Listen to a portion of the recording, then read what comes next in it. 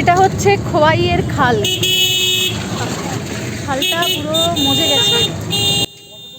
খোয়াইয়ের রাস্তা দিয়ে আমরা এখন রওনা দিয়েছি আমাদের শান্তিনিকেতন ভ্রমণের প্রথম দিনের লাস্ট ডেস্টিনেশন, সেটা হচ্ছে কোপাই নদী।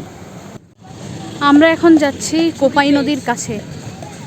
এই যে নামছি কোপাই নদীর একদম জলের সামনে যাব।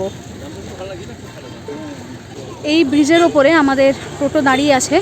আমরা সাইড দিয়ে এই সাইডের রাস্তা দিয়ে ঘুরে এসেছি, দিয়ে যাচ্ছি কোপাই নদীর একদম সামনে। এখন দেখুন কোপাই নদীতে কিন্তু খুব বেশি জল নেই, বর্ষাকালে প্রচুর জল হয়।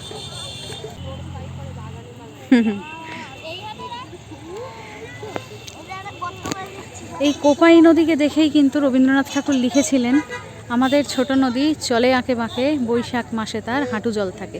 সত্যি কথাই, এখন তো দেখলাম কোপাই নদী হেঁটে হেঁটে পেরোচ্ছে লোকজন। কোপাই নদী দেখলাম বটে, কিন্তু মন ভরল না, জানেন তো।